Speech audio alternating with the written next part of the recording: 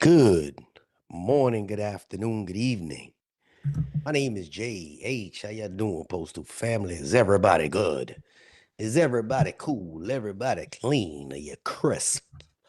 Are you feeling irie today? Let's talk. To be clear, I'll be chatting with my home skillet biscuit over there from Philadelphia. It's not Philadelphia, but Philadelphia. About y'all contract, and being that people have kicked me out of the NALC chat, they said that is not my lane. I'm going to allow my biscuit friend there to elaborate. But I just figured I'd say hello to everyone before I jump into my rant. All righty then. Shy till I die. What's going on? Oscar was good. JB, how are you? And I think that's it. Oh, Will, what's going on, Will? Ray, what's going on? Villanova. Will, stream frozen? I don't think the stream is frozen. Usually you got to refresh your page there, Will, and then it'll start up. That happens all the time. Tracy Bell, how are you? Do you know anyone in Hialeah Station? I might.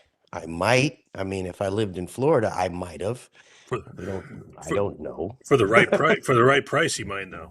Yeah, for the right price, I might know. How you doing, Maurice? What's going on? Real quick, I accept the job, MVO position in Dallas, Texas. You haven't heard back. Give it some time there, will you? You accepted a job. It's gonna be the last job you accept. You don't hear me complaining about truck drivers too often here. What's going on from Atlanta? How you doing? Ocarina? Ocarina? Ocarina Hero. Nice. Tracy. Let's talk. Gracie. Grace is my granddaughter's name, one of them. Mali Hilago. How are you doing? Hunter. Halia Mush. Felicia. Yeah, Lady Sunshine. Sunshine, you should be emailing me. I'd like to chat with you. I want to get you on one day. Amanda, how are you? Pamela. Chi-Town. Pamela, before you continue, just admit in the comments that New York pizza is better. All right, listen. I'm gonna say this so nobody gets confused here. I have my you're not gonna be able to see it. My contract bargaining update. And the first thing, it's not an update. Because y'all know how it goes. You see the word update and they think they got something to prove. They think they got something about to hit their check. Nope. It's just the National Association of Letter Carriers putting ideas on the table to the Postal Service. That's it. So you can leave now. I'll wait. Stick around. But they didn't agree to anything. Nothing is signed. Nothing's guaranteed. I need everybody to understand what stage that they're actually at. They're in the talking phase. Now, with that being said, some of the stuff they're asking for, it does sound good on paper. Paid parental leave, discipline getting wiped after a certain time. I like that. Even one times clean slate on warning letters. That's because the CREA app is helping everybody. That can help a lot of people. A lot of people that be in the system getting jammed up for y'all banging out and playing that y'all sick. But here's the problem. That is what they asked for. We have not heard what management is willing to give. There's a big difference. And that's where the people tend to get caught up every single time because I'm reading this and I'm seeing it's like more voluntary overtime options. I don't know what that means, but when they see the word voluntary next to overtime in his job, I start looking at it a little weird because it starts with voluntary and then it turns you're on the list and then it turns you need to stay and then they ask you why you're not a team player. So we're going to try and break it down tonight. And you got more breaks during overtime. That's interesting. So, but how many of y'all are not even getting your regular breaks the way you're supposed to be? So now they're adding more language. But the biggest thing with the union that we have right now is who's enforcing it. That's what I want to know. I just need to know who's going to enforce it. And I went through this whole update I got in my hand, sorry. And I ain't see what most people are actually caring about. Where's the shmoney, baby? Where's the pay increases? Where's the table movements? That's the part that actually changes people's lives, because that all the other stuff, yeah, it's nice, but I don't see it hitting the same if your check is looking the same. So my man's Chooch, Yes, sir. he's going to talk from both sides, not the political version, because we don't do politics over here. Nope. Not the union newsletter version. Well, real talk, because how it actually plays out in the streets is, you know, what people should be really paying attention to. And I'm gonna say this before we even get started. This is not me or him complaining. This is not me picking sides. This is simply about calling how I see it look, because a lot of people tend to get hyped up over the word progress, and then months later, y'all saw what happened last time. You're sitting there like, what happened? So if you're here now, drop it in the chat. What part of the update actually stood out to you?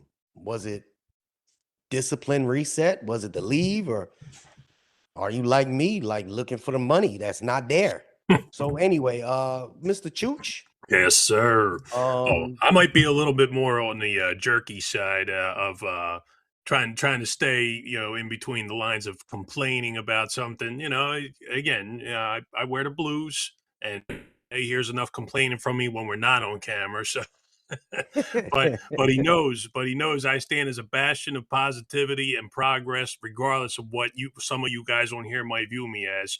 And you might all, say, that fucking table one guy, whatever you want to, have at it, whatever it is. Keep point.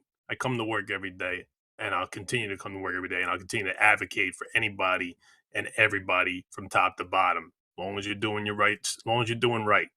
And what I say don't necessarily, it has to be all right and beautiful and streamlined, but I know what I'm talking about. I promise you that in the end, I want you to be on board no matter how bad things look. So let's go through it. And Jay, fire one ready. And I'll all see right. what. Well, let's not even cut the bullshit. Let's call it No what it bull, is. no bullshit. Would you even call this a real update, or would you just say Oh, it's the union showing what their wish list is? this is this is a sprinkle of a little bit of little crumbs. I'm gonna call it, just like working our way into the whole effect of how long could we possibly are gonna wait this time compared to the last time? Will it be faster? Okay, so crumbs. It's a very popular term in Philly. We call people crumbs we don't like.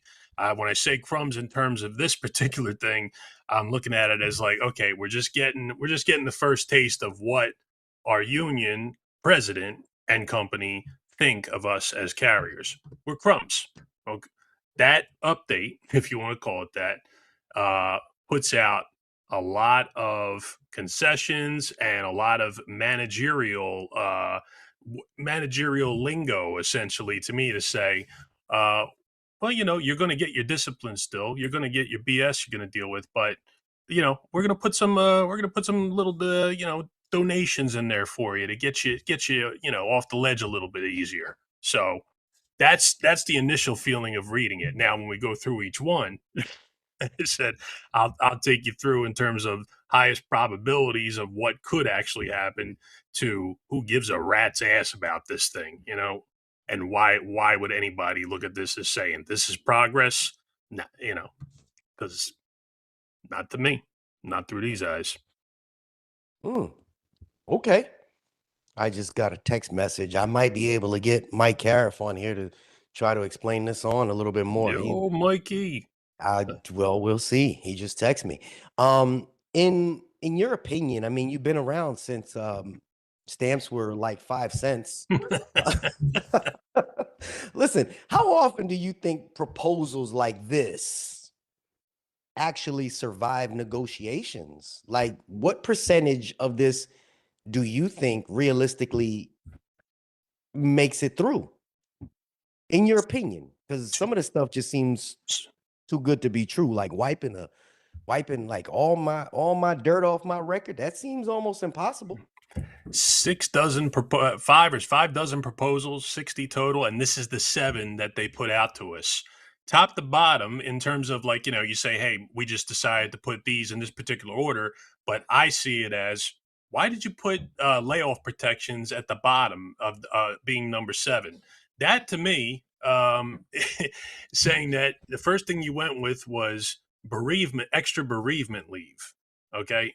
Now I'm sitting there saying to anybody, if you lose somebody close to you and you need more time than 3 days, you know, believe me, I felt the sting of a loss of my family. That guy on screen with me, he's felt the sting of the loss of family. Now, we're grown guys, we're grown people here. We respect the boundary lines of what our job states. So, what's it going to be, post office? What's it going to be, NALC? 4 days? 5? Like, are you going to add a whole extra day that we can use our own leave for mourning a loss? Are we going to include animals? Are we going to include, when our favorite childhood hero dies? Like, they want to add people to the list, and I'm like, okay, what are we talking? Our second cousins, nephews, brothers, sister? You know, I that to me that to me says, if you're starting with that and we're working our way down to the others, that to me, it's just like, okay, um, that has a nice feel and sound to it, but in reality, it doesn't do much in terms of 50 proposals being one of the 7 they showed. So we'll start with that one and what I feel about that. Now, if anybody else says, "Hey, that's great. I can take more time off when my mom died instead of just 3 days," I say, go ahead and take 5. Take 5 if you need to. That's your mother. It's a pretty important person. 3 might not be enough. You're So, gonna get um, I'm glimpsing at this. The discipline reset mm. that they're talking about. It's a one-time wipe of warning letters. It sounds good, but do you really see management agreeing to people getting a clean slate like that, in your opinion? Okay. One time purge of letters of warning. So the union does push this a lot. The union loves to be able to push this at the table and say, can we get that, get that one get out of jail free card. Um, it's it's like blanket forgiveness. I see it as to say that most people get letters of warning without any reasonable, reality to why you got that letter of warning. So in essence, I can speak for myself in that matter to say that there's very little of those in my career. Like I can count them all on 2 fingers, but essentially they were meaningless. They were completely created out of nonsensical information, and they went away real quick. So if the union's going to say, hey, one get out of jail free card, believe me, I got that already without ever needing anything in my contract to say it. So I look at that as 50-50, possible as like a compromise if it's tied to some other thing like the other proposal, which is shortening of the discipline. And I say, okay, 2 years is like kind of like the big number. 2 years, it's going to stay on your record. Well, I'll go in there and say, I want to take it down to 6 months for the person. And I said, well, when I said 6 months from 2 years, I said, that sounds good. But you know something? I'd rather see nothing at all. Get it out of here because it was BS in the first place, just like that letter of warning that you're already using to get out of jail free card. And now you're saying, oh well, we can get it reduced for you. I hate the fucking word reduction in every way, shape, and form. So that's my feelings on that. If they were to have those 2 things proposed, to say, is that really a good thing for some people? Probably, but if you play your cards straight and you don't really worry about that kind of thing, and you know how to handle yourself between those walls, you ain't going to need those things. You won't need them. Trust me. Oh, okay, okay. What about this overtime stuff that I'm reading? Now, I don't know how you guys work your overtime because mine is a little bit different. I Yep. don't work overtime because I'm rich. It's true. I'm ridiculously rich, as everybody Just, knows. No, just, just kidding. should see this Um, guy's stack. He's got stacks everywhere. everywhere. No, they said more voluntary overtime options. Like y'all overtime shit is confusing as is. Everybody, Yeah. like I've tried to figure out what the hell y'all were doing last time with the new contract you just got. So when has overtime ever stayed voluntary Mm. at the job besides you filling out, y'all call it the ODL list, ODL.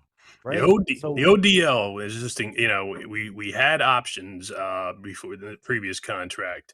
You had your no overtime, you had your work assignment, you had your 10-hour, which more or less was just on a piece of paper that didn't mean anything. It was 12 hours. The 10-hour thing was never really observed. Maybe years ago it was. So now, it's been expanded, and the equitability thing with management in this more or less still trial period of figuring it all out is to say that you will notice as we get toward the end of this first quarter, as just the last few days of March, you might see a lot of other people getting a ton of overtime, and you might being like cut down a little bit. Now that could be for two reasons: either because they're completely lost in paying attention to how the process is supposed to go, or they're trying to play catch up at the last second for people who are not equitable to your overtime. So we can delve into that whole thought in another video. But when we're talking about the overtime as it sits and getting an extra break during overtime, okay, so that's not going to be a big deal to say an extra 10-minute break, and I doubt it'll be any more than that. But when overtime choices and selection is to say, it just creates more of a clusterfuck, if you don't mind me saying, to give management, and carriers more to fight about how come Joe's going back out, and how come he's clocking out, how come I'm higher seniority than him. It's the simpler the better. When they say choices, I'm telling you, it tends to create more havoc, just like this new overtime list does. sounds like division amongst yourselves. Never, not in this place. No, we're all one big happy family. Well, you're supposed to take breaks regardless. I, Oh, I don't I don't understand what they meant by that proposal. That's why I was hoping that Cariff would jump on, but yeah. we'll see. I Oh, know he was busy yeah, all day. he can elaborate Um more onto it. now me, money. Let's talk to money. You know, everybody's reading this. Time Magazine's read it. Sports Sports Illustrated. Illustrated. Listen, I read it. Everybody's read it, but I don't see anything about pay. Why do you think they're holding back besides the fact that we going broke and the Uh, country's at war? if you, Or is that a sign of where things is really going? if you take Because your mag, go ahead. I'm sorry. you see that the mail handlers union, they're damn near going into arbitration now, damn near. So what do you see? What do you look? I don't know how y'all work Mm, over there. it's all right. I It's all just right. I I'll give just it to saw you. how bad it went last time. Well, in the first updates of the last contract, you saw a little bit of a number play. You saw the 1.3, and that came out almost immediately, and you said, okay, this is what we're inevitably used to. But I scrolled back, a contract or two, and I saw 1.8, 1.7, and that was in the time where might have been, we were still losing mad dough from the pre-funding of the retiree benefits, but nonetheless, it was a higher number. Now fast forward to here, you just zoom in on the first paragraph of the update, and you have one mention of a multitude of topics to improve the wages, comma, hours, and working conditions. So that's your one mention of wages, through through two updates. You see Steiner, you saw what he said, all timed beautifully. Optics are everything, right on cue. He gets in front of them and he says, "Sorry, fuckers, we're running out of money in about 11 months. So have at it, Congress. You want us to do 6 days? We'll stay 6 days. Someone's got to pay for it. Supervisors, hey, we need more of you. It's on the scanner. We need more of you. Let's go. More supervisors. Ooh, where's that money all going? Where is all that little bit of crumbs for those carriers going? Right back You think that's a into, facade?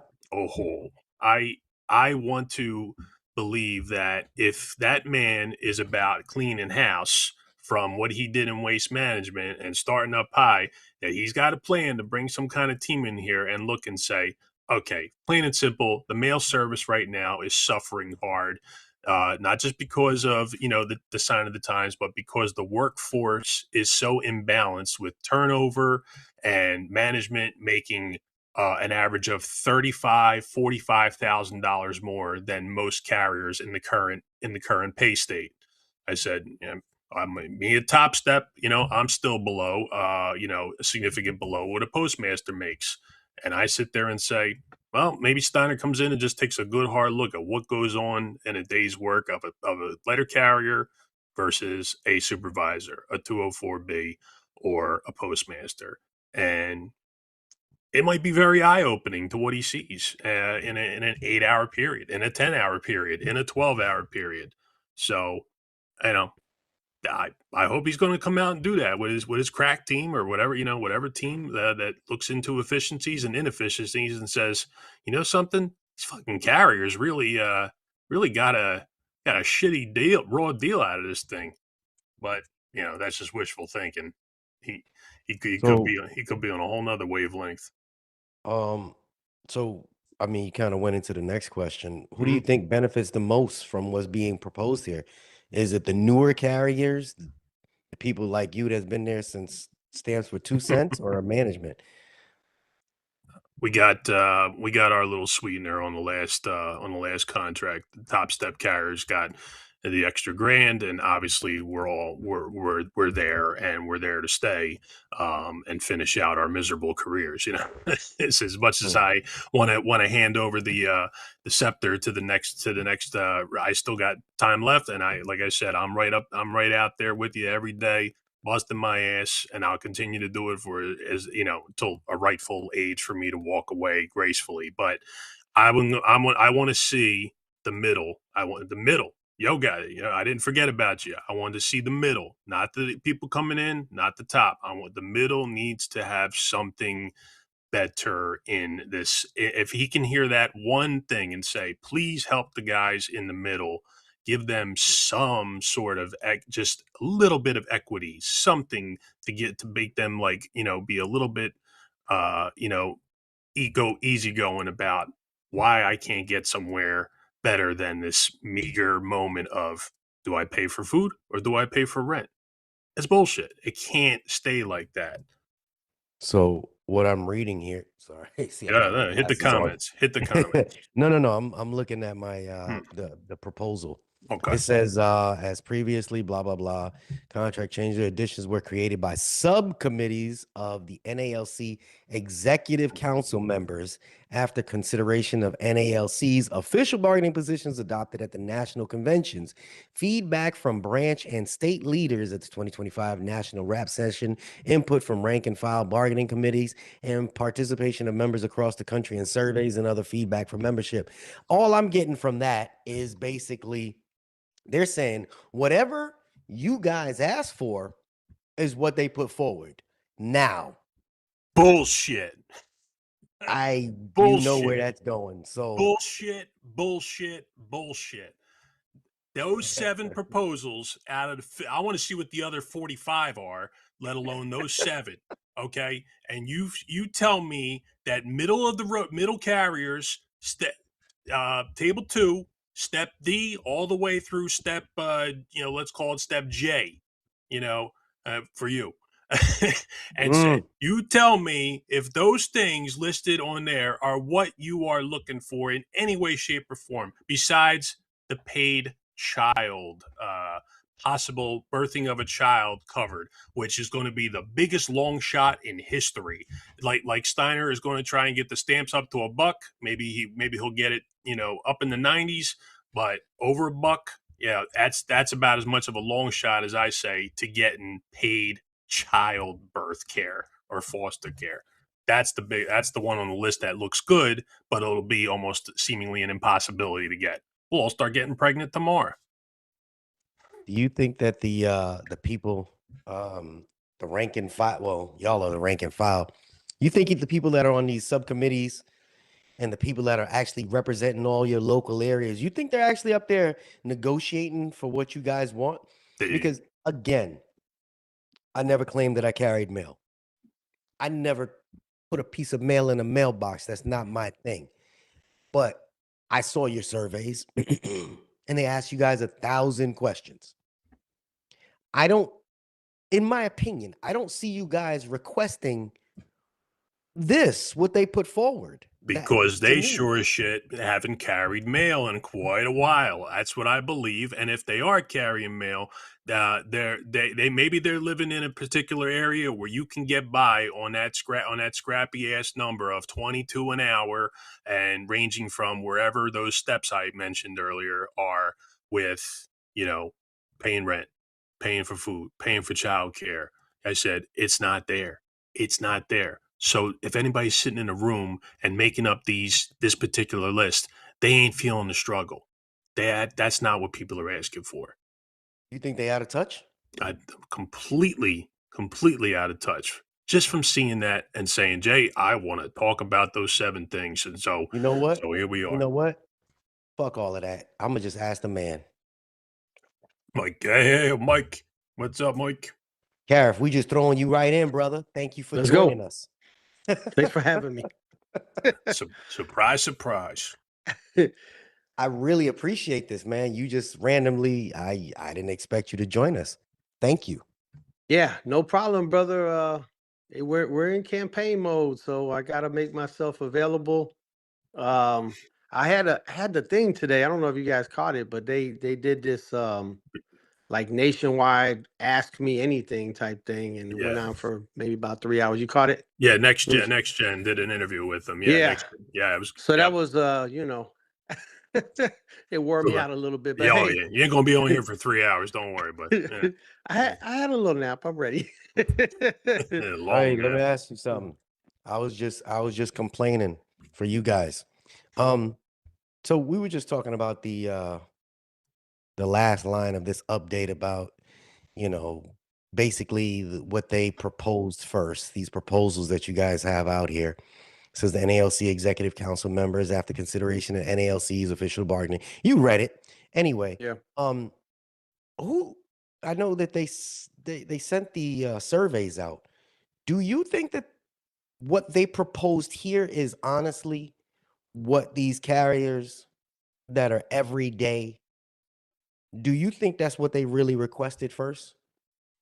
No, I mean, matter of fact, the way they did the survey, it was just kind of like, you know, it was maybe 10 different options, and they were all like kind of regarding pay. And Yep. one of them was about transfer rules for some reason. I just threw that Transfer. one in there.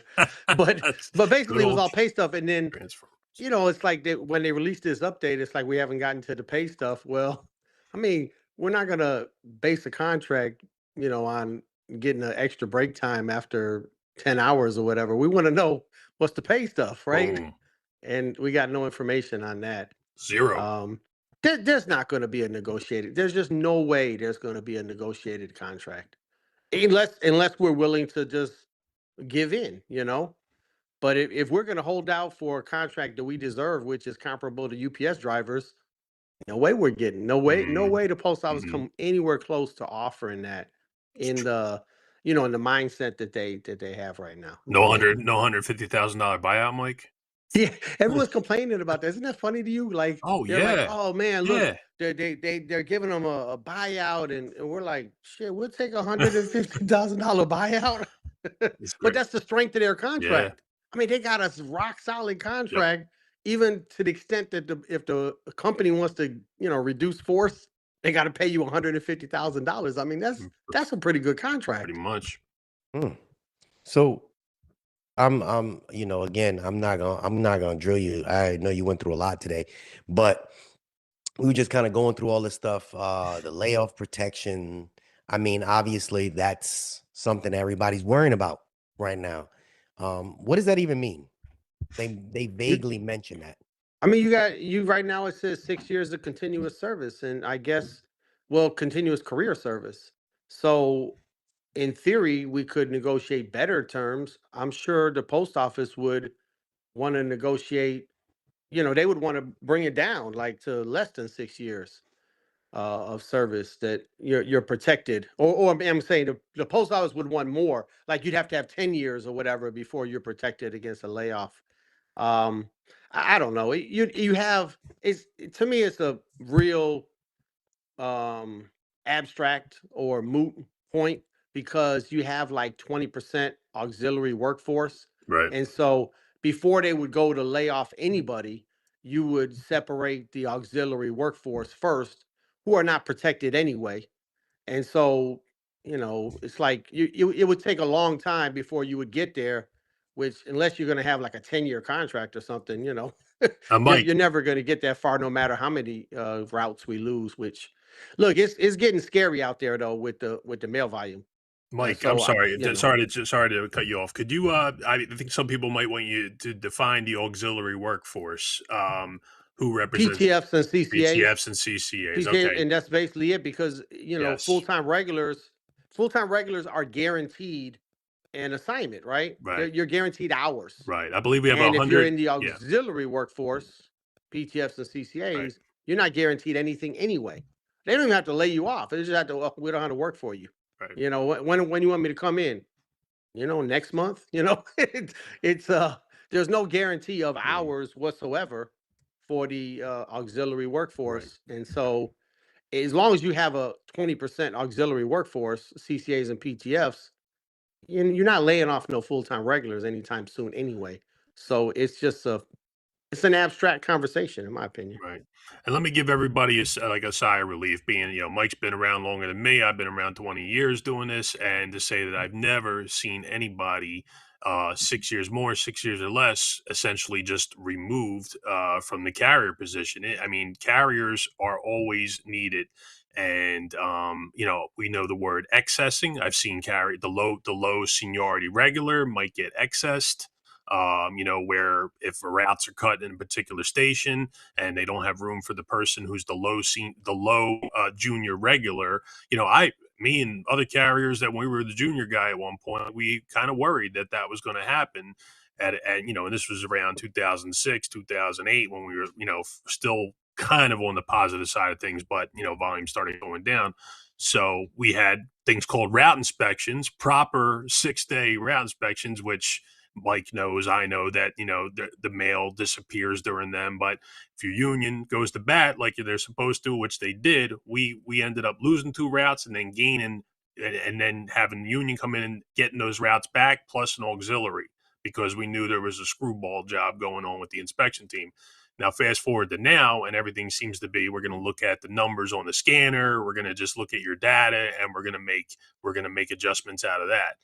I'm looking at, the whole safety of the carrier workforce, as we need to get down to the bottom of getting every route to a proper 8-hour route, because what I see in my station, what I see all over the place, is things way out of balance. So What do you see in Chooch? Just let me ask you that, because most places, I think the volume is down in most places. Are you seeing it fluctuating? Are you seeing it heavy some places, light I some places, or what are you seeing? I guess, in my neck of the woods, yeah, I'd say I'm in a fairly affluent suburb. So of course, while we don't see what we used to see, we still see enough to get a good day's work in, and not be having to have management come around barking under time captured, under time captured.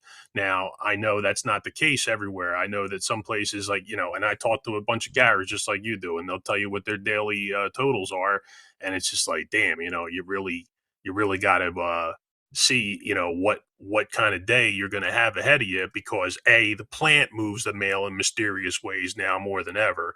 Saturday, I come That's in, true. there's there's all this mail, all these flats, all this full tub that wasn't there all week.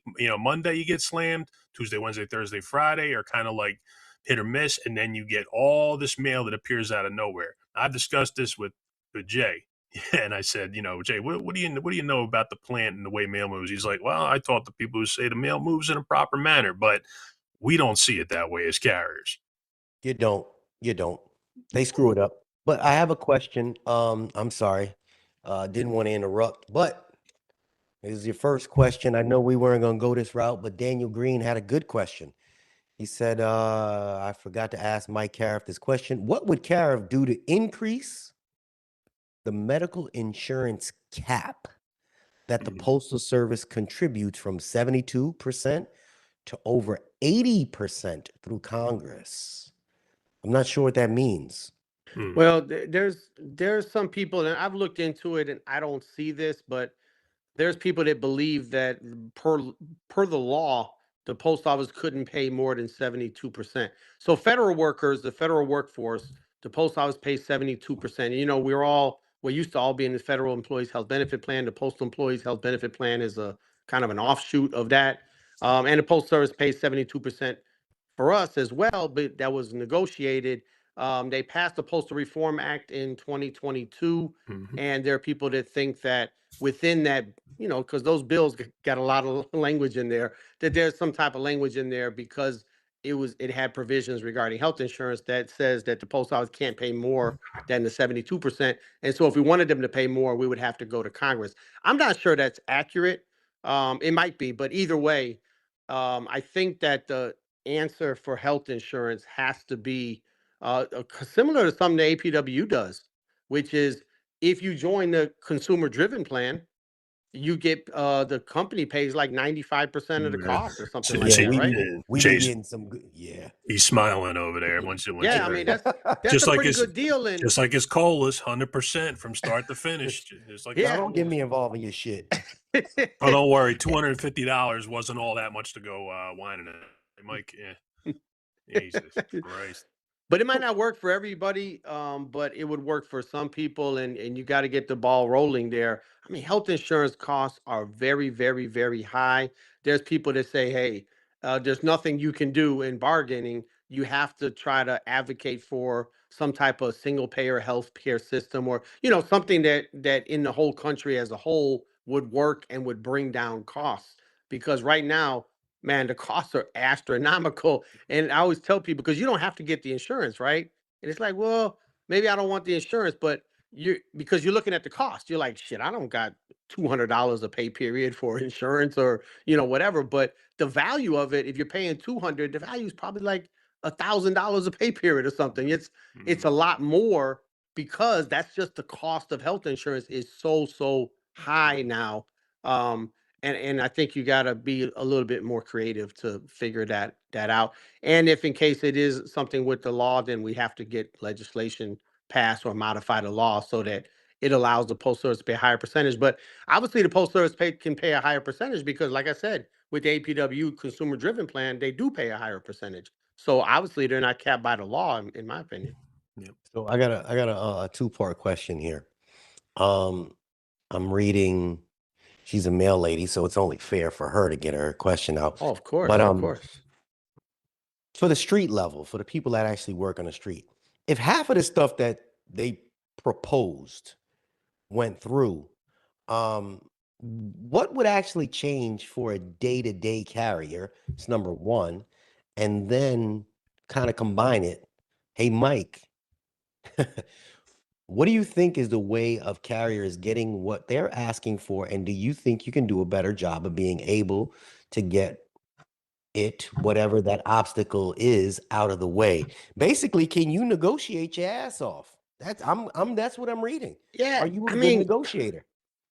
I don't know if it's that hard, and I'm not trying to take shots at our president, but I mean, he didn't even try the last I, round of contract I'll negotiations, I'll right? take shots at him. Don't worry. I'll take I mean, shots at come him. on, man. Like we had the one of the greatest opportunities when you looked at comparison, and you looked at the contract that the UPS drivers got in the summer of 2023. And I think you go to the post office, you say, look, this is the range that you're in. Yay or nay. And if they say nay, that's fine. I think you take your case to the interest arbitration panel.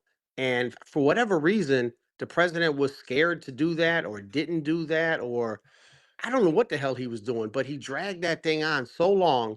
And then he gets into 2025, and we got a new president. And the president starts talking about, hell, we just merge you guys into the commerce department, or and people start getting scared that the post office would just go away, and oh, we got to get a contract, because if we don't have a contract, then something bad will happen. So we're gonna move this thing along. And I even understood that concept because I said, well, damn, we're in this bad position. So let's move this thing along a little, right? And let's go in front of the arbitration panel and let's argue about the things that are very significant, like can we get rid of the CCA classification and make it all career workforce? We have all career in a lot of offices around the country. Let's uniform it. Let's make Please, it the same all over the place. please make Can it that way. can we come up with a uniform program that works? Wait. That pays the Let's cost. go back for a second, because you watched as well as I watched. You heard Steiner say he was trying to. The Congress wants them to lean more towards Pre-career. Yeah. Pre-career. So I love. how do you fight that? Like, if Congress wants that, Steiner wants that, Time Magazine doesn't want it, Sports Illustrated doesn't want it. What do we do to There's fix people that? that think that if we get the contract that we're entitled to by law, because once again, what does the law say? They went on a strike in 1970. They forced the issue. They used to work for the U.S. government. U.S. government didn't pay shit. So because U.S. government didn't pay nothing, they went on a strike and they said, okay, all right, we're going to form the United States Postal Service. It's a separate entity. You can bargain directly with them for your contract. Because before, if you wanted a pay raise, you had to get a law passed in Congress. So you can bargain directly with the Postal Service. And if you can't come to terms with the newly created United States Postal Service, you go in front of the interest arbitration panel, and the standard is pay and benefits comparable to those in the private sector of the economy of the United States. And that's still on the books. And the UPS contract is still on the books. And so, how can we get a good contract? Well, you go in front of the interest arbitration panel and you say, look at our pay compared to UPS drivers. We have more visibility. We have more responsibility. We have more safety issues. We're on our feet more throughout the day. We deal with the heat, the cold, and there's a lot of things. How if you're doing a comparability thing, how is it possible that we make less than them? How the hell is it possible that we make A lot. $2.39 less at A the lot start less. than a A lot clerk? less. How is Yep. that possible? That's the worst part. That's And the worst. so and so I think that we have a very, very strong argument in front of an interest arbitration. Now people say, well, the post office is broken. If you get that contract, then they're going to change the law so you can't get it again. And maybe so. I don't know. But I do know that that's what the law says. And I do know that if you hire an arbitrator, the arbitrator is required to follow the law. And so they start talking about their economic situation. Excuse me, Mr. Arbitrator. We're here because of the Postal Reorganization Act of 1970. That is the statute that governed us. It's been upheld by multiple arbitrators, and we really shouldn't waste any of our time discussing the economics of the Postal Service. It's simply a comparability issue. What is the pay structure out there for other workers in the workforce, particularly ones that are most comparable to the job of a USPS letter carrier? And I think that would work. We just got to do it. Like, it would have been great if we would have done that in 2023, but I think we can still do it in 2026. Our guy's been in there for what 4 or 5 years now, like in this room, and we're just seeing that latest update come out, and they're like, "Yo, cuz this is not what we want to see or hear." I mean, you got to do something that mirrors what Mike is saying here, and what any carrier in their right mind, especially my man Chris Cash on here, who is always on here, and just I'd love to be able to talk to him. Chris wrote, just like I had mentioned a few minutes before you came on, Mike. He said the middle, which is like step D through step, not quite up to P, obviously, but those guys in the middle, they said they got absolutely nothing in that last contract. And so I had said that us step P guys, we got our little extra $1,000 there. That was nice to see. The steps were shaved from the bottom, to get people in a little bit more money. But the guys in the middle, essentially, there's a lot of people in there that continue to tell a story of hardcore struggle every day. And, it's sickening to hear that, like, again, like this guy is talking about extra breaks and extra, like, this is far from what you want to hear. And Steiner can be, putting that, waving that white flag, or putting the money bag out to try and get a hold of some dollars, and get that $15 billion cap raised, to create some wiggle room. But in the end, again, it's about the workers. And what did whatchamacall say? I'm sorry. I'm thinking here. I want to get this right. To say that, Jay, I'm sorry. I just want to get this last thought out.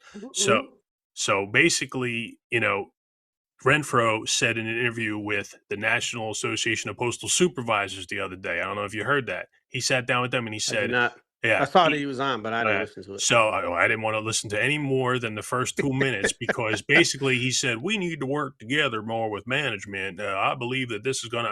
Jesus Christ. I'm like, bro, and then he said, and I swear to God, Mike, he said, I believe the post office needs to invest more in the worker. And I'm like, yo, bro, you and President Rolando were the brainchilds of Table 2 and CCA creation. Am I wrong or am I right?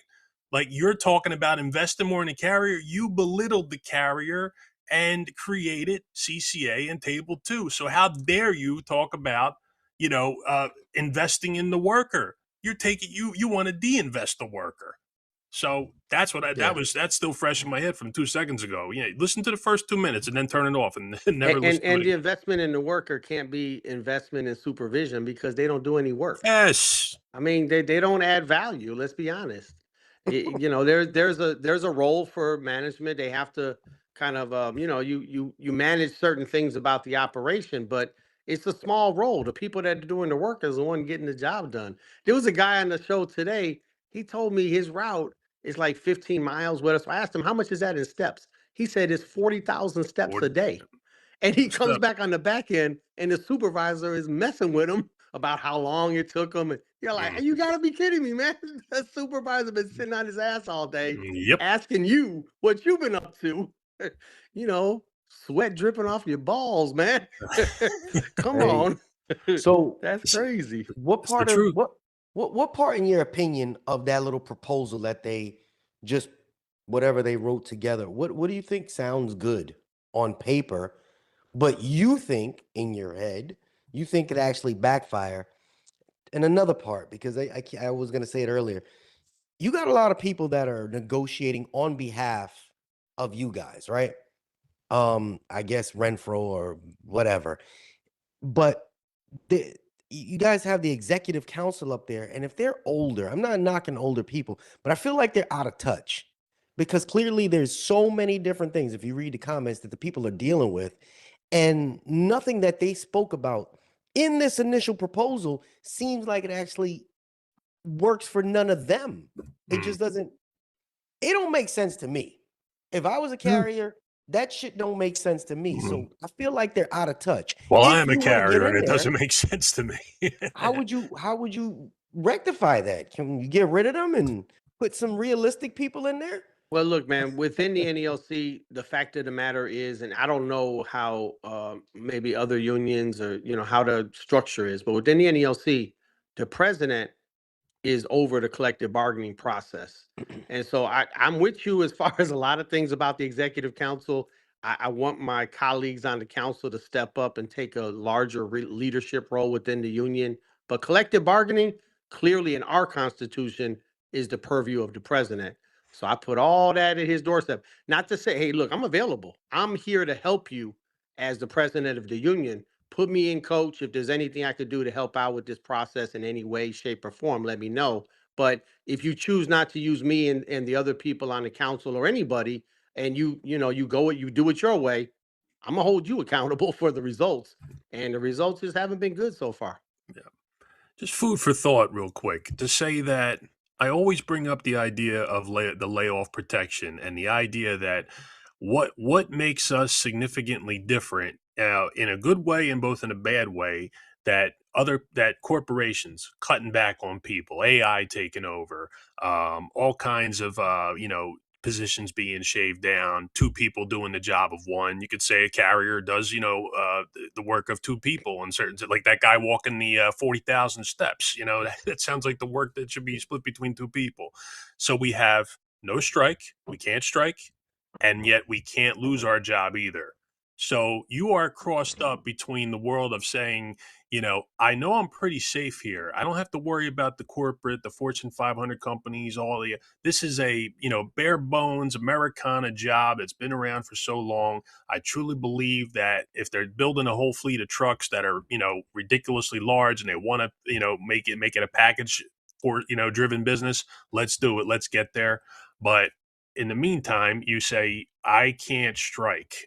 We cannot stop this man. And I'm not saying for anybody, go ahead and call out strike, and let's just see what happens once we stop the work. Because we know what would happen. It would be fucking ugly. It would be real ugly if it stopped. But I don't want to do that. I want to work. I want to get the mail out. I want to continue this. So if we're going to get, a realistic feel on the worker, just down to the worker and what he feels on a daily basis, to say that all these words coming through here right now on this chat, everything that gets fed through me to Jay and all around this country right now, people are hurting, and a mail carrier job should not be waking up every day and hurting.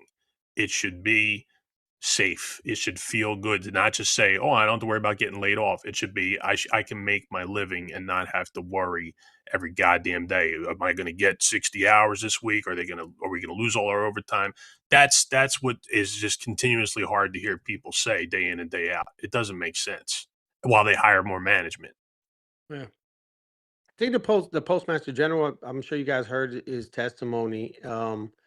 It, it it to me is troubling that you don't hear a solid plan from the leadership of the postal service on how they're going to capture revenue and how they're going to be the delivery mechanism of the modern era, because what you have for the first time in probably forever, because the post office has always had that monopoly on first class letters, right? And so Yep. we've never had direct competition in the core part of our business, but now you have direct competition in the core part of your business, but you still have Package. the universal service obligation. So we Sure. still got to deliver everything every day. We still got to deliver everything that comes our way. You got to build this vast network, which we have. And really, we want to maintain the vast network because it's what employs all of us. It's what contributes to the pension plans and all of that other stuff, right? But in order to support this vast network, you have to have new sources of revenue.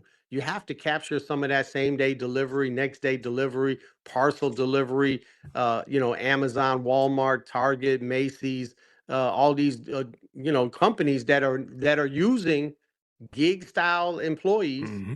instead of using professional letter Yep. carriers, and instead of using the postal network to move their stuff and using professional letter carriers to get it delivered. They're not doing that. They're choosing to go another route, and that's very very problematic for all of our futures. And so what's the plan from the postal service, and what's the plan from Congress?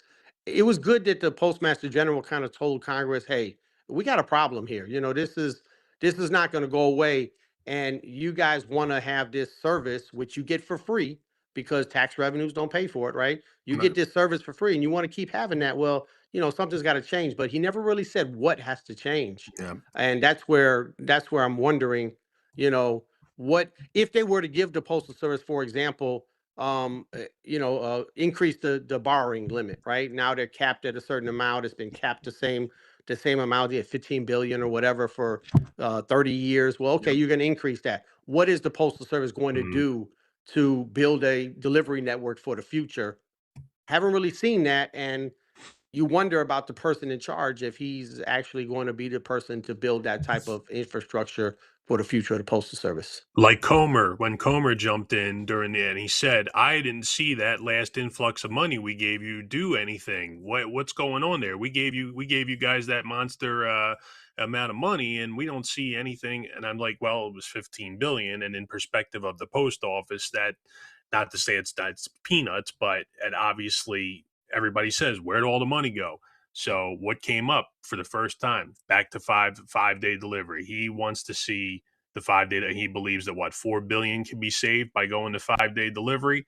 I sit there and say, as a carrier, that is going to be very, very, very, very tall odor to be able to achieve when you're cramping mail between Monday and Friday and you're going to have nothing going out. Maybe you have packages going out on Saturday, but I see overtime being paid out in its same scale with maybe a couple people being happier about having a weekend off. But remember, where do the PTFs and the T6s go? On a They five, go home. They go yeah, home without any hours, yeah, man. there you go. So how That's do where you go. so he puts that out there, and like everybody's like, "Hey, 5 days, this is great. We're gonna have weekends." And a carrier and Mike and Jay even know now that what the hell are you gonna do with all that extra workforce? You got Look, 150,000 carriers that are more or less covered by the layoff protection, as far as I know. everything that we've been doing that slows the mail down is bad news. It's Yes. bad news for everybody. Just looking at it from a global kind of perspective, Yep. they already call it snail mail. Now, we know that there's a lot of mail that doesn't need to be delivered ASAP, and that's fine, and it's always been that way, right? We've always had things that are standard, that are there, you put different classifications on it, and what it means is that, you know, you want it in the customer's mailbox, but it doesn't have to be today. It could be tomorrow, it could be a couple days, it could be twice a week, it could be, whatever, right? So you can organize your delivery network around those type of standards. But for the things that the customer needs, you're talking about a lot of the parcels, particularly the small parcels. You're talking about what they call remittance, which is like your checks and your Yep. bills going back and forth. Yep. Those things have to get into the mail stream, and they have to move quickly. I mean, we used to do 2 trips per day. Way back in the day, the carrier would do 2 trips a day. That's how important the mail was. Like, if it came in the morning, we got it in the afternoon. Grandma sent out a letter, it was going to get out. It was your birthday. It was whatever. Yep. That was the network that we were building. And today's delivery is small parcels, and ever increasing. People want to order stuff and have it delivered, but the Postal Service is not building a reliable delivery service. And therefore, where is our future if you don't have that reliable delivery service that's going to deliver that stuff that day, or the following day, or Yep. at a good Yep. efficient pace, right? Yep. What is our future? Yep. Time management of how the mail moves in this carrier's eyes, to say that quality control in the plant, and seeing, just anything as simple as the mail coming upside down, to DPS that's completely out of whack, in the trays. You say, Mike, I think you talked about Jackpotted. Yeah. jackpotted. Does yours come in Just jackpotted or no? no. He said, like Okay. I said, I'm a smaller station, so we don't, it's not too much of a shit shuffle there. But SNDCs and all the stories shared with me by those carriers and those places, I mean, it sounds like someone had said, like, in this chat earlier, like, I'm in an SNDC and we seem to have most of the routes bounced out for 8 hours, minus a few that still need some tweaking. To say that the mom and pop shops like me have not had a proper inspection in years, so I know the routes like the back of my hand, in and out. I know, the nearby offices to me, and people in my local, to say that, there's growth, a lot of growth, shitload of growth where I'm at. That's And good. there has been no proper inspections or proper adjustments. And the numbers that print out of that computer do not match reality by any means. I mean, Right. if it was back in the day, if it was a little bit off, it's way off now. So, Yeah, I see what you're referring to now, because you guys got a lot of growth in the places where there's a lot of growth, like a lot of places in Florida, and yep. places where there's what they call urban sprawl, Yes. neighborhoods building Yes. up and stuff Yep. like that. Suburban Those and are urban. places Yep. where you need to add routes. But there's a lot of places in the country where, I mean, hardcore carriers, the old saying, you can't spell pivot without the O and the T. Well, O and the T. If they tell you to carry off another route, that's Yeah. overtime. But Yes. even some of those hardcore carriers are like, yeah, I really can't justify 8 hours Yeah. today, because there's not a lot of This is volume. a The parcel volume for the first time is going down, and yeah. Amazon is taking a lot of their own deliveries. It's unknown. The contract brought in like $6 billion, the Amazon contract, and most people think that if you were charging Amazon the real rate, it'd be like $10 billion. But of Mm, course, they're getting these real hefty discounts for yeah. bringing us all this volume. And right now, they're like, well, maybe we won't negotiate a contract with Amazon, which, that's fair. I mean, Amazon should pay their fair cost like everybody else. We're not trying to subsidize their Yeah, damn it's like operation. we're playing let's make a deal with all the, and it's somewhat But it's risky. because the Postal Service, they have this idea. They called it reverse auction. I don't know if you heard about that. Oh, but yeah. they're trying to bring in revenues from other companies, you know, other people. Walmart's or Yes. Macy's or whatever, Yeah. and they're selling off the capacity and the dock space and the delivery network. But from what I'm hearing and talking to people in you know, in the know, I guess there's not as much interest in that as the post office was expecting or was hoping for. Mhm. And then they might have to go back to Amazon and make a deal with them. And I don't know, man, the whole situation just, I understand why people are uneasy.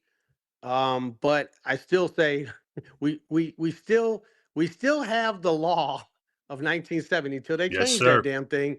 And that law says pay and benefits comparable. And I would say we definitely need to push forward and get the contract that we deserve, and then get to fixing the postal service Agree. in that order, you know? Because you can't fix the postal service with a broken contract, in my opinion. Because nobody wants to work there. How do you provide service to the American people if nobody wants the job? And you can't promise them anything. Nobody thinks they have a future or anything. Well, Is this normal that our guest just leaves us? I don't know. Haven't been on that much. Sometimes he needs to step away to satisfy a certain need that Certain urge. well, I said the man has to teach people how to drive most of the time. So I'd be losing my mind taking some people behind the wheel and putting their life in my fucking hands. You know what I mean? I only have to worry about my own LLV. He's got to worry about somebody carting him around in an LLV. So God Yeah, bless no him. doubt. So talk about the post office believing there was going to be some interest and some revenue coming in, kind of like when we inked the deal for FSS and it barely lasted 15 years, and we spent just under $1 billion on that, which we could have used to build a new fleet of trucks, because $1 billion would have went a lot further back in the early 2000s.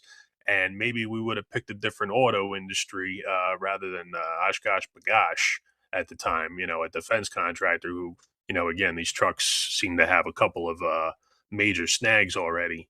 But I see them rolling by. And it's taking them so long to roll out the damn vehicle that they're going to be outdated by the time we get them. They're taking forever to roll them out, and most of it is. And then when they get to their destination, there's not enough training. There's not enough trainers like our friend here in the areas, the metro areas, to get them out on the road, because you need a 4-hour training session, right, Jay? Yes. Classroom, and you need wheel time. We passed that. I wanna talk to Mike because I know he's been out all day. 5-day work week. Do you honestly think that's gonna happen? In your opinion? I mean, is it realistic? I don't think so. Just because it would require a change in the law, and I think we have enough people in Congress that would put up a roadblock to that. Because like I said, it's not in the interest of the American people to slow down the mail any further, and I don't think people are going to advocate for against their own interests. So it's not in the interest of these Congress people's constituents to slow down the mail any further and eliminate a day of delivery. And so I don't see them being able to pass that through Congress. If you don't pass it through Congress, the law says what it says. So I would say no on that. All right. Do you think this contract, in your opinion, obviously nobody knows the future, you think they just biding time, or do you think that this goes to arbitration again? And does it go past the national elections? Because right now the mail handler union more than likely is going to end up going to arbitration. I don't know the mail handler schedule as well as I know ours, but for the NALC, it is going to arbitration. I can almost assure you that. And our schedule is we can't go to arbitration until after August. Mm-hmm. If they schedule it and move it along, they can have hearings in September and October, which is the same time we're having our election this year. Or knowing President Renfro like we know him, he's going to slow drag the damn thing. So it's possible that they push it to the end of the year or early next year, or who knows. So what happens I think it's going to arbitration. Okay, now that you say that, these are all hypotheticals, but people got questions. They didn't ask this. I asked this because they don't even know they have this question. All right. Hypothetically. Okay, if it goes in there somewhere. Yeah, somebody got it. If it goes past the elections, whoever wins the elections, do they continue the the negotiations? Does if Renfro's in there and then all of a sudden yourself or the other Henry gets elected, do you guys take over? Yeah. You take upon installation as the president, which for us would take place in December of this year. The president is over the collective bargaining process. So as soon as you're the president, you take the oath of office. You're the president. You're over the collective bargaining process. If it was me, I would ask, President Renfro, the current president, to stick around in some type of role where I could, hey, let me know the things that have been going on, that kind of thing. Like I wouldn't throw him out just to be mad at him, because I think that he would still have information that we would need when we go into those interest arbitration hearings, I would think. But you don't know that until you get there. Mm, Seems okay. how you're saying what ifs. Oh, I mean, I'm biting yeah, my no, I'm lip right saying now. I'm I biting my like I, lip. I like the fact you're being straightforward. So if there's a lot of things, because obviously you see that what they first put out, it doesn't look like. I mean, just from comments and people reaching out to me, they're saying it really doesn't affect them much unless they have a death or a child. At the end of the day, or they're forced into Nah, overtime. it's Would you know. would would that whole process change again? You know what I mean? Or is that just something that they just put out on paper? No, that's a good point. So I think, and different people maybe view it differently. Interest arbitration doesn't really have rules. So in other words, normally when you go in front of an arbitrator, like if you have a grievance, you go in front of an arbitrator, they call that rights arbitration, and you're bound by the terms of the contract, applying the contract to the facts circumstances. Interest arbitration is different when you're negotiating a contract. It's wide open. It's, whatever. You can pretty much present the information that you think is relevant, the other side, the same thing. But I do believe that when you go in front of that arbitration panel, the arbitration panel is going to want to know, what efforts did you make during the 90-day negotiating period by law? What efforts did you make to try to get a negotiated settlement? Did you present different proposals to the other side? So to me, all of that is going to be relevant. And what we are presenting or what we're not presenting during this 90-day period is going to be relevant when you get into interest arbitration one way or another, Well, I think. okay. I But you're not mean, bound by it. It's not to say that you couldn't, it's not to say you couldn't present something that was not brought up during the 90-day negotiating period. But I think that it wouldn't be as strong in front of that panel, because the neutral arbitrator on the panel is going to say, hey, or the post office arbitrator. So you have one NELC arbitrator, one post office arbitrator, and then you have a neutral, and the USPS and the neutral are both going to look at you and say, wait a second, you're coming here today with something that you didn't even bring up during the whole 90 days? you know I hmm. don't know if that's going to So fly. that's kind of going to be hard. So if Renfro doesn't put anything forward, I'm just trying to put this together because again, this is not my lane. If Renfro doesn't put anything forward that is relevant, pay, um, whatever, and that was during the first 90 days. If it goes past, and one of you guys take over, and he didn't present it, you guys can't present something Yeah, I'm saying different. you can, but Oh, you can present it. You can present whatever you want during interest arbitration hearings. I'm saying that it's not going to carry as much weight as you saying to the interest arbitration panel, look, we showed the Postal Service during the negotiating period how this could save them money, how this could work, how this was a good idea. We showed them what the problem was. The fact that you negotiated in good faith, I think, strengthens your argument in front of the interest arbitration panel. You can still bring it up, and you can possibly win it, depending on what that issue is or whatever. I just think strategy wise, I would definitely want to have hopefully brought that up during the negotiating period if I want to present that at interest arbitration. if you had to bet or had to make a wild guess, what's one thing that you saw in this little paper that was shared? What's one thing off of there that you think would actually make it to the final contract? Maternity leave. Really? Wow. The reason I say that is because the federal workers get 12 weeks paid Yeah, family leave. they do. And that's a thing where it's going to be hard for the Postal Service to say no to legitimately. And I think that if we take it in front of an interest arbitration panel, a neutral panel, I think they will have to say, that's that's something that should be in a modern, union contract, should be in a modern workforce contract, I think. But The I don't interest know. the interesting thing about having a child, I have two, and I know Mike has a few more than two.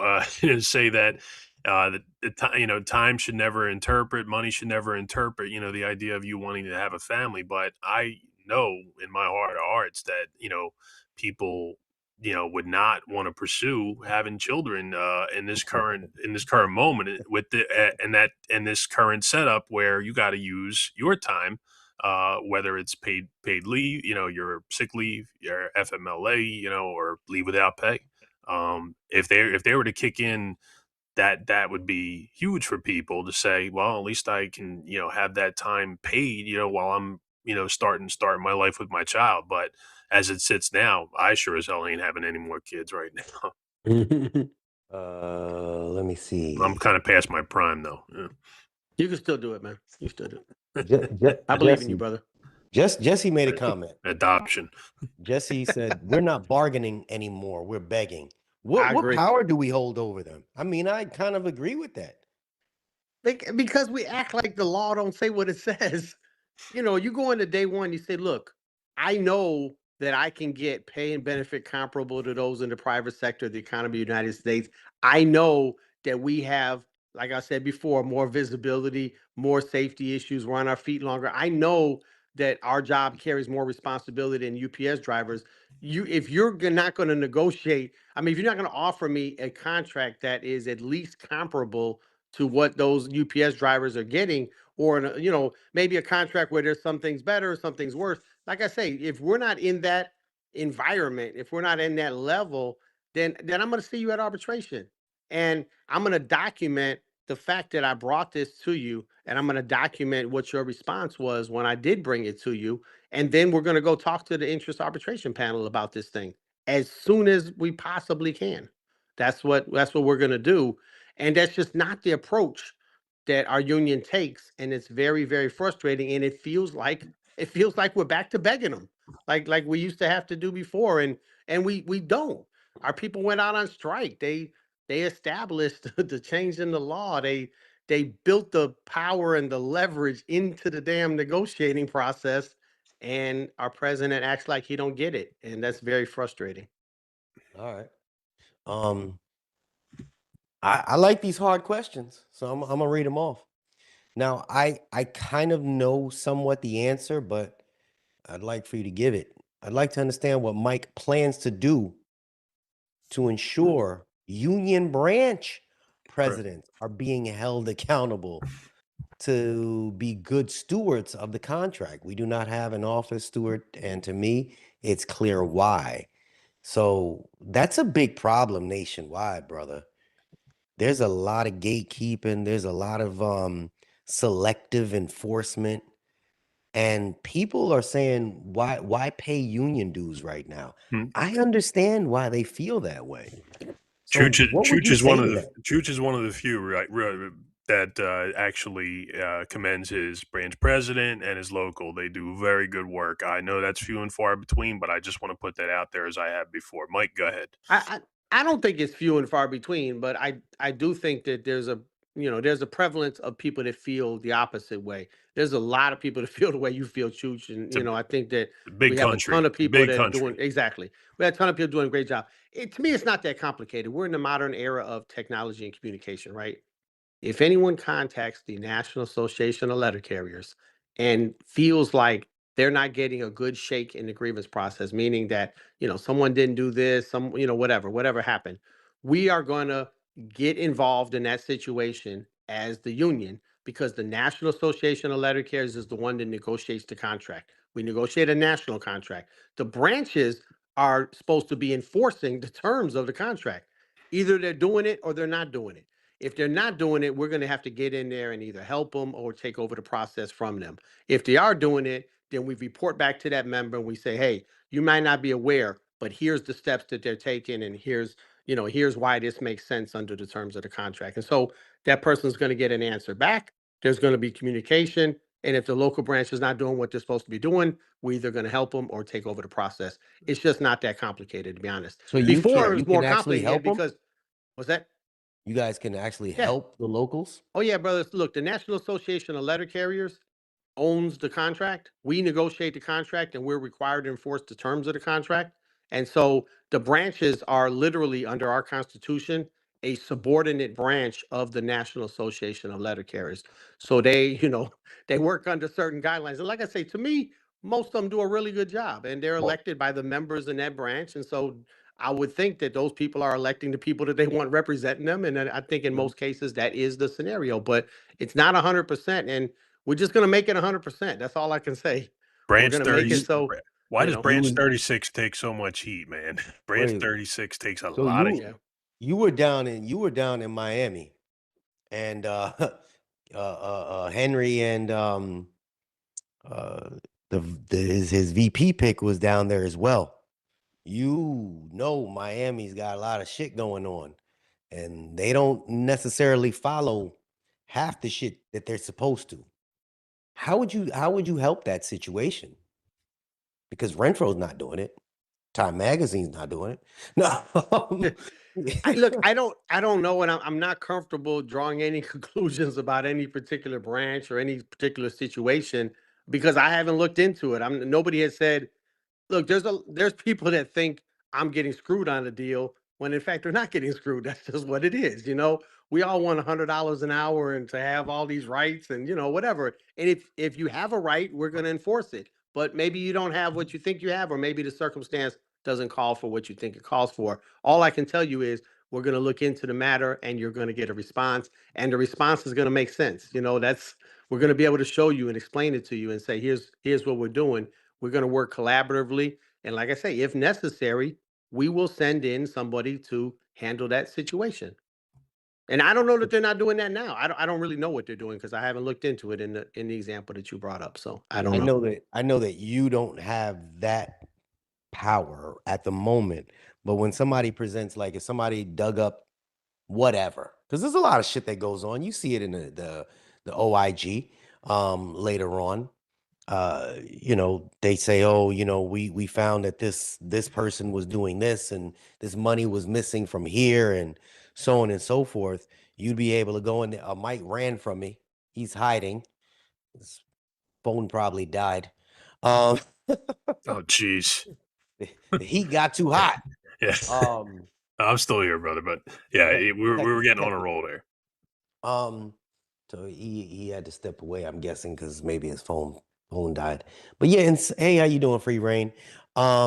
Yeah, in those situations when there's so many people nationwide, that is like the ultimate um slap in the face to union paying members. That's like me paying my lawyer and she come back saying, well, yeah, you still going to jail. Yeah, me and the judge decided that you ain't shit.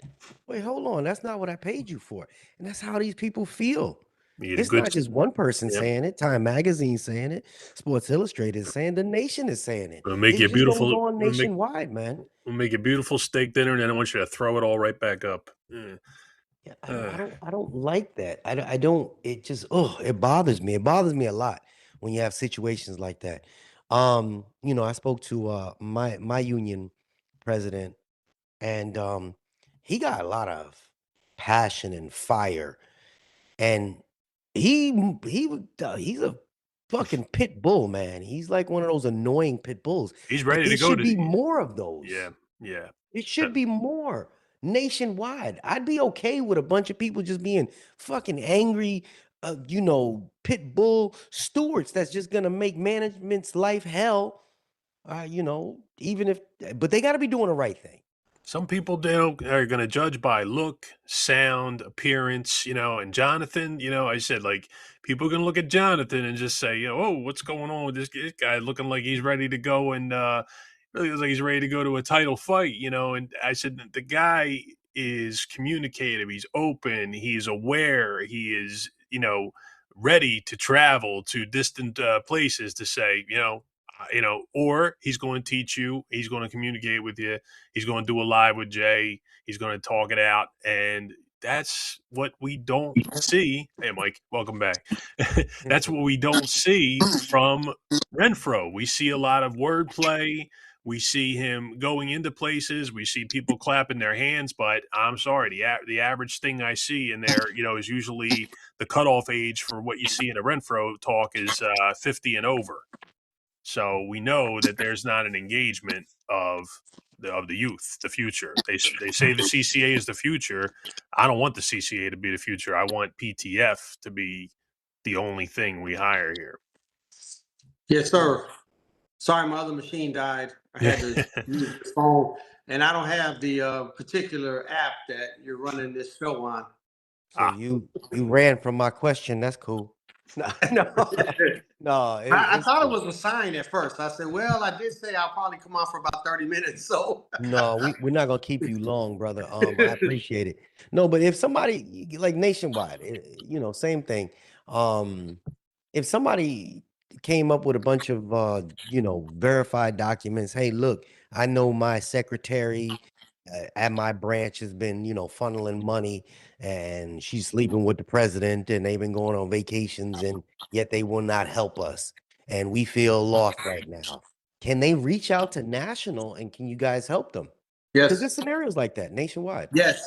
Look, the president of the union has something. I think it's Article 18 of the Constitution, but it's something called trusteeship.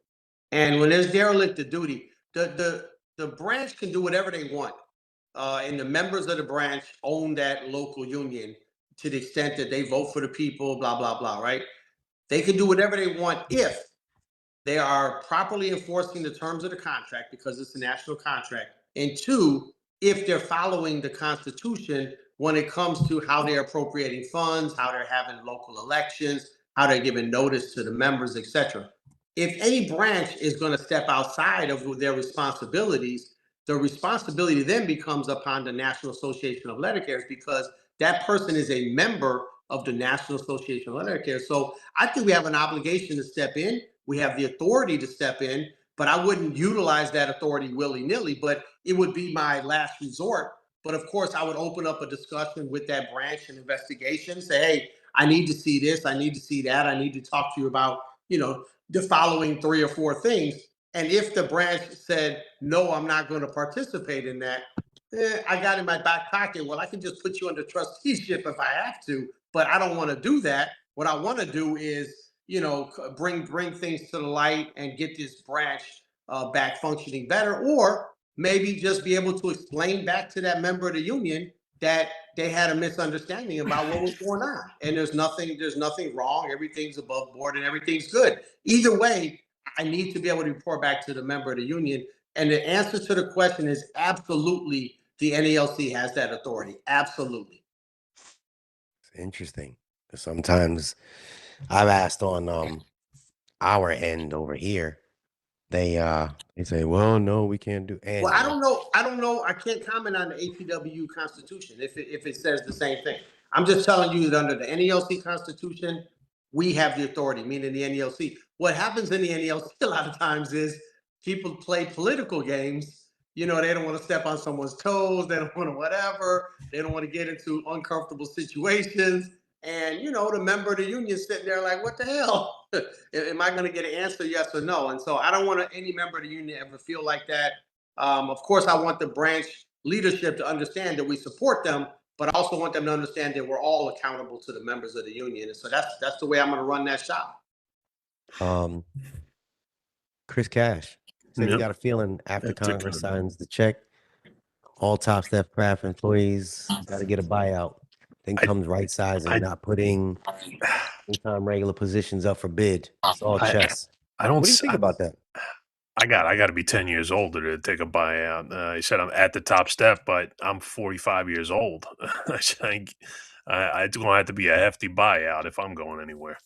Do you think it's crazy that we don't have a buyout yet. I think that's a very logical thing because the pay 20 grand. So if you look at just the pay rate, right? The pay rate for a starting CCA is $21.21, and the top step is like $40 an hour. Yeah. So just the pay rate is double. But if you factor in the payments that the Postal Service has to make for a top step carrier, they get more leave. They get, the different benefits, retirement, the health insurance is more. The amount they're paying is probably 3 times as much from a carrier that they're hiring brand new. Yeah. And so it would make economic sense for them to buy out the people at the top of the scale that are eligible for retirement, and bring in new employees at the lower step. Or, if they're downsizing the company, they're not even bringing in new employees, right? They're just offering a buyout to the people at the top. So I think that's definitely a possibility and something that could happen. The only reason it hasn't happened is because of the huge turnover rate and the Right. poor retention. There you And the go. Postal Service can't fulfill its basic mission to the American people without having to constantly hire more and more people. And so they're not trying to lose anybody at the top. But once you start getting into that crunch, I think you are going to see a buyout of the people at the top. I think you are. 10,000 people took the Vera, right? And what was it, 20 grand total or 15 grand? 15 Yeah, I grand. don't remember, but something It like was. that. I mean, it's no more than 20 grand for the Vera. We're not getting 150,000. You're saying? Yeah.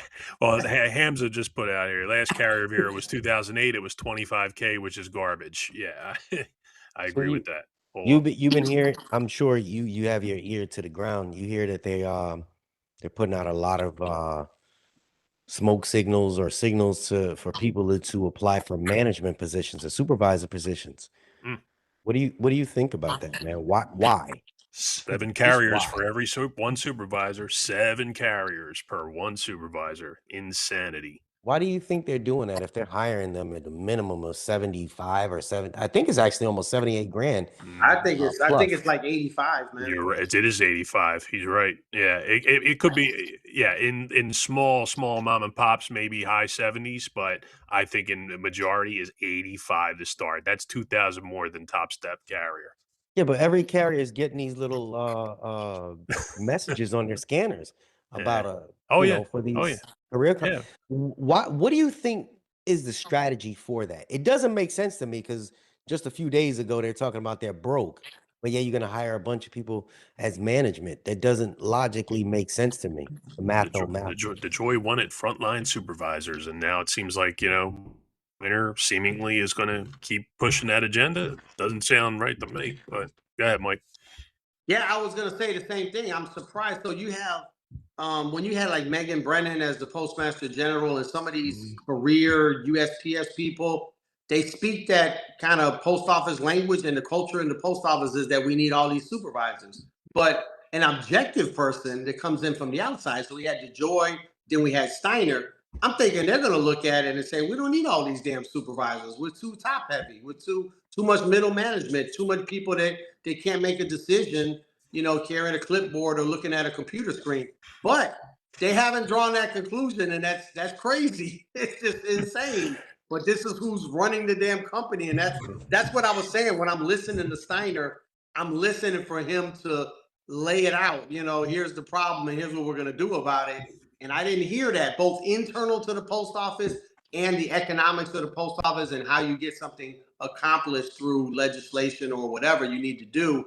I didn't hear any of that from Steiner, and that's depressing. And it's maddening for a carrier who's out there busting their ass, and you say, well, you want to become a supervisor. What's happening, I don't know about in your craft that's happening, Jay, but in the carrier craft, because the pay is so much more, you're seeing brand new carriers coming in saying, oh shit, I'm interested in being a supervisor, because you're doubling your pay overnight. Yep. Here's a great any qualifications whatsoever. Here's a great comment. Test for the supervisor. You guys remember that? Yep. Give them like a math test and a logistics test. I mean, they don't give any of that stuff no more. Anyone is qualified. You don't have to follow the contract. You don't have to know what the hell you're doing. You don't have to have any communication skills. It's really crazy. Yep, so. Laid out here in a great comment. Another problem is CCAs with 6 months going into management and can't even fill out an edit book. In my opinion, if you don't have at least 10 years in, you should not be considered for management. We've said that plenty of times before. I might have said 5 years, not 10 years, but yeah, I'll make it 10 years now. You should have to have 10 years of doing craft work before you can be a boss here. Good luck. Gotta be a standard. All right, Jay, you got anything else, man? I'm gonna let Chooch ask the last question. I know you have life going on, brother. Man. Well, Mike, appreciate you as always. Listen, everybody, more of a comment to everybody watching here to say that I understand that people got their feelings and thoughts on who's next in line. Mike has been very vocal. Mike has been very candid, and I understand if if Mike's not your cup of tea, that's fine. I certainly am sitting here, still with my thoughts about what I would want out of my next president. But I say Mike is crossing off a lot of the boxes for me, and just the idea that we can touch base on what's going on the ground level. What does it feel like to get in your uniform and carry out there? Even if he did it for a week or two, whatever it may be. I said he went out and did it, and he's still capable of doing it. I want those other guys to get in uniform and carry some mail and just get a good. Oh, you're gonna need a lot of AI for that, brother. You're gonna need a lot of AI for that. I understand that. And I understand not everybody's a spring chicken anymore. I understand that somebody's been doing this thing since like the 80s and whatnot. But I mean, you got to know what the daily of getting in, like, a 37-year-old LLV that is just, barely hanging on for dear life, has no safety features built into it, to say that, we got the situation of one guy coming in a station and seemingly getting a great amount of training from a great OJI, and then another person coming in flying blind, and that person, it doesn't stand a chance to really like build a relationship and get in touch in tune with the job. To say that the bigger the office and the more consolidations that they do, it just makes the carrier craft grow further apart and go into deeper turmoil. I know we can't stop this consolidation thing. I hope it did seem to kind of slow down a little bit, but I feel like between the way that the mail moves now, the slowness of it all, and the consolidations is like what really pulls the carrier craft into deeper turmoil with each other. So that's where president will come in and say, listen, or as much as the bullshit they want to pull on the management side, we're going to be very, very vocal, very, very in touch with the carrier, unlike Renfro. Done. I have an unpopular request. I may lose half my subscribers that I never asked for.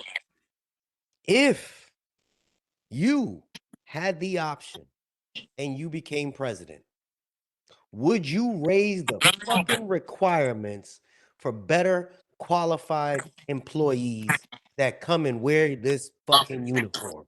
Because I am sick of half the people that I got to train and driving these vehicles. It makes y'all that actually put the work in look so bad. They have no clue as to what they're doing. They thinking they're driving and putting shit in a little mailbox and keep driving. That shit bothers me because I can't say anything to them because I have to stay in my lane. But honestly, I think that the quality of employee that's coming in to do that job is trash. Boom. That's my opinion. I'll I say wish this, they would Jay. raise the bar for you guys. I fully support what you just said. And I don't know if we 100% control that, but to the extent we do, I would say this: there's no future for the Postal Service without a high level of service to the American people, and there's no future for the letter carrier craft without a high level of employee who can be professional and it can perform that task of service to the American people. And so, if we're trying to go anywhere, I think we do have to start there. And I'm in full agreement with you on that. But how we get there is of course where the devil's in the details. But the concept, I'm with you on that. I promise that's the key to it all. That's the key to it all. I tell people all the time when they're in my class, I say, you know what? I could never carry mail. My family members and their carriers. It's not just put mail in a mailbox. It's a psychological game. It's a physical game. And if you're not ready for this, and it shouldn't be that way, but they have to conduct themselves with a certain level of professionalism. They have to be able to come in and have their pants up past their waist. You can't have your boobs out. It just makes y'all look bad for the ones that put the work in. Just makes us look so bad. We're a craft and it's supposed to be a career job, and you put those two things together, and the applicant or the new carrier coming in should fit both of those things. Jay, we know you could pass the aptitude test, but you're just not physically cut for the job. You know what I You mean? ain't lying. I'm not. I'll fucking pass on my second day. Hey. He can't do the 40,000 steps. He benches 250 in his sleep. This guy,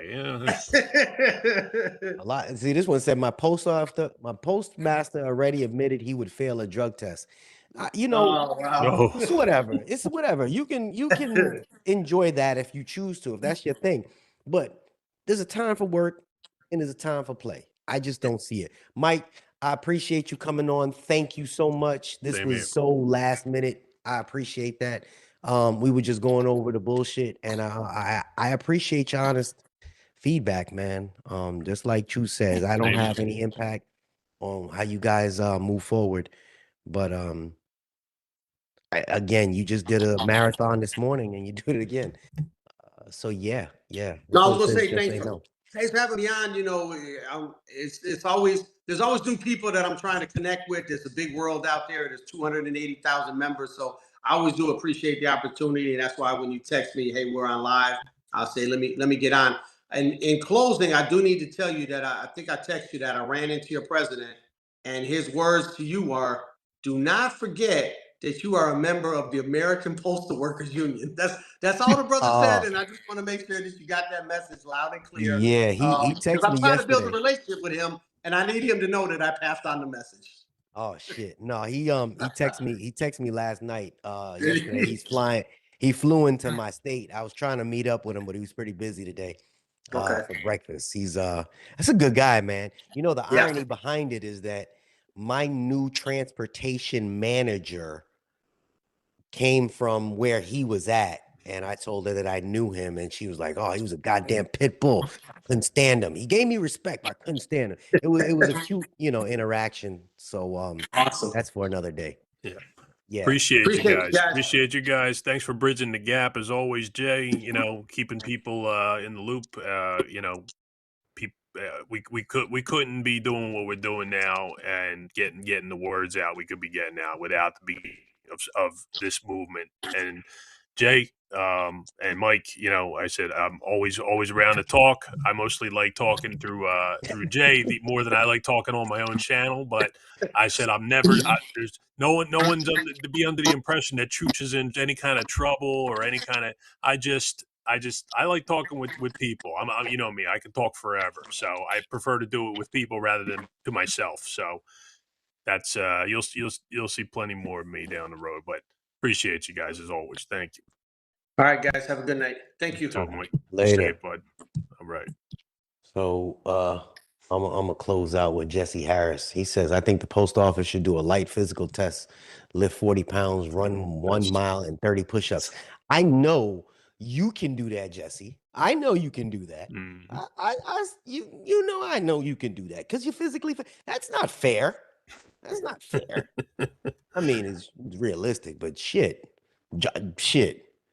Run a mile? I can come in at 45 and still make those numbers. Run a mile. You know what, Jesse? I'm deleting your number, bud. No. Listen, I appreciate y'all stopping by. It's 9:54. I got to wake up at 4:30 so I could do about 50 dips and 50 push-ups. Yep. Before I get to work. I got to get up at 5:30 to get a coffee and a donut. So yeah, same thing. Same thing. I appreciate everybody that was in the comment section. I appreciate everybody that was respectful to each other, even when y'all disagreed. Y'all disagreed very gracefully. very, very respectfully. Yes. A scrub is one thing. It's okay. It's okay. We can. There's always I bet you if anybody came against y'all together in that same craft and y'all was standing side by side, you would defend each other. So high five and all the way. Yeah. They said, you ever notice how much of an asshole a person is depending upon how close they are to you? This is a George Carlin joke. He said, someone far away from you, that guy's an asshole. Someone standing right next to you, this guy's a real asshole. Jesse asked when you are going to have Mailman Saeed on your channel for an interview. God's sakes. Will you stop? That's what he wrote. He wrote it. He wrote that. Time Magazine didn't write that. Sports Illustrated didn't. Listen, I love y'all. Y'all be good. Unfortunately, That's what your president put out for y'all. Whenever they put something out, we gonna dissect it. I appreciate. Well, there'll be more. There'll be more. I appreciate Mr. Chooch Back at you, buddy. in. Always ready. Always ready. And, to everybody that stopped in, y'all have yourself a good night. Be safe, and let's pray we make it through this year. All right. It's JH and God bless. Mailman Chooch. And y'all Thank you, be out. Be safe, everybody. Have a good week.